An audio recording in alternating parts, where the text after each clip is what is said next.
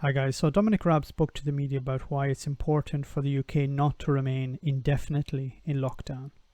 We can't just stay in lockdown forever. We're transitioning from level 4 to level 3. We've made steady progress to get the R level down below 1. It's still below 1. It's between 0.7 and 1. It's below 1, it's between 0.7 and 1. Okay, a few questions about this. Where? Is it nationwide or is it in specific areas? This is the problem.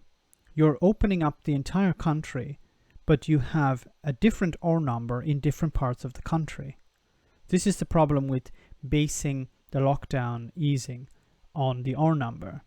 And also another problem is that Boris Johnson started talking about how the R number was between 0.5 and 0.7 about a week ago, or more than a week ago. So if you're making progress, where is this progress? So it's below 1, 0.7 and 0.9.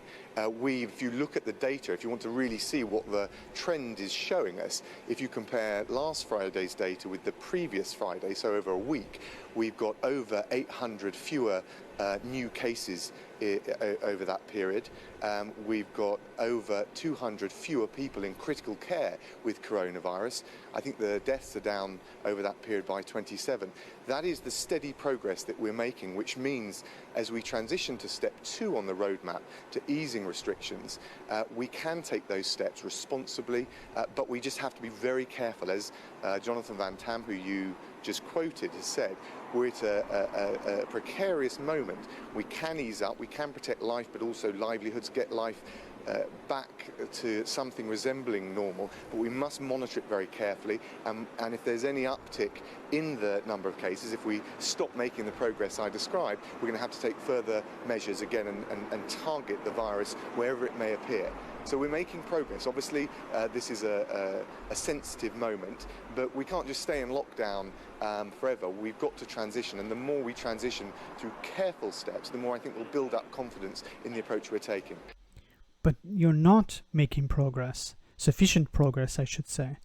There's still a long way to go before you should actually be opening up the country. To be honest with you, I just knew he was out of action because he'd come down with coronavirus, and to be honest with you, I'm sure you'll understand, given the scenario we were in, with the Prime Minister taken ill and very seriously ill as it later emerged, I was just focused with the government, with a great cabinet team, on making sure we continue to focus relentlessly on dealing with the virus. So that wasn't something, I knew Dom was unwell and he was out of action, and obviously I wanted him and the Prime Minister to get well soon, but I wasn't focused on his movements at all. So once again, this is an attempt to ignore the problem of Dominic Cummings. Dominic Cummings has undermined public trust in the government regarding this pandemic. And once again, you're attempting to ignore the problem. And I wasn't aware of them. At the time, I wasn't aware of it, other than, as I said, to know that he was unwell, he was out of action, and to be honest with you, I didn't inquire as to his own personal circumstances. So the chief advisor of the Prime Minister, you didn't care anything about him. You didn't care about whether he was at home sick or whether he was gallivanting around the country. That didn't concern you one bit. I was just getting on with the job. Okay, so I just want to show you some of the data related to what Dominic Raab was saying, and why I am a little bit concerned about it. So this is, you should see it now on your screen. This is the situation here in Italy regarding new cases. So you can see here on the 30th of May, this recording was made on the 31st of May. Yesterday we had 416 new cases. Okay, now we have been easing the lockdown gradually, but this is about the second week we've had the easing of the lockdown. Now, so remember that 416. If we look at, for example, the United Kingdom, you can see here on the same day, the 30th of May, 1,600 new cases. There was a spike on the 26th of 2,000 new cases. But yes, the number of cases are declining. But this is not the time to reopen, especially the economy. What's happening in Scotland is they are taking a much more cautious approach. They're opening social aspects of society.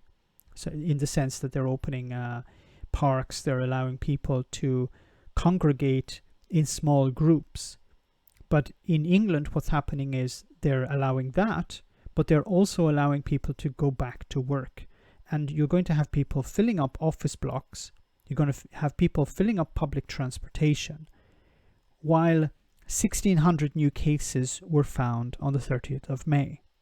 Now, Boris Johnson has said that on Monday, the 1st of June, the economy will restart once again. People will start to exit the lockdown in the next stage, the next phase.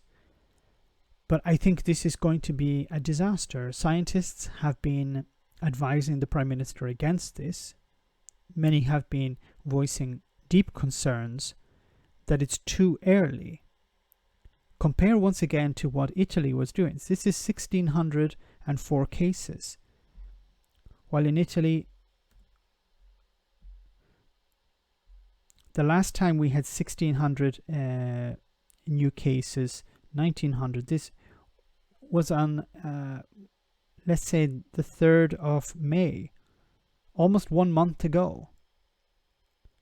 Italy was still under a lockdown before they were still under lockdown when they had the same number of new cases as the UK is a week after the easing of the lockdown. And Boris Johnson is going to go a step further on Monday. This is reckless. Once again, you have to maintain the lockdown. You need to keep the number of new cases sufficiently low. And what I'm also seeing in the UK in comparison to Italy, in contrast to Italy, I'm not talking about other countries, I'm talking about what I know. I don't see people wearing masks. I don't see people wearing gloves. I don't know what sort of COVID conditions there are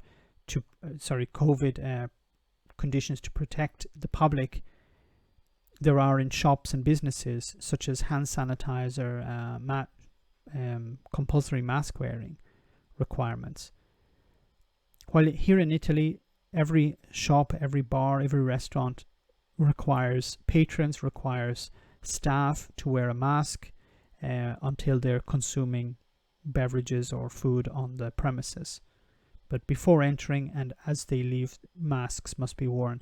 And as you enter and as you leave, it's recommended, it's somewhat compulsory to sanitize your hands. I don't know if that's happening in the UK. I really hope it is. But once again, Dominic Raab here is saying that it's time to reopen. The R number is sufficiently low. And you have to remember, of course, that the R number is based on the number of new cases. The British government believe that the number of cases are sufficiently low. Once again, 1,600 is sufficiently low to reopen society. I'm sorry, but I think it's still too high. Let me know in the comments, guys, what you think. As always, your comments are greatly appreciated. Thanks. Why not become a Patreon and enjoy access to our Discord server where we share news, chat, and have some fun.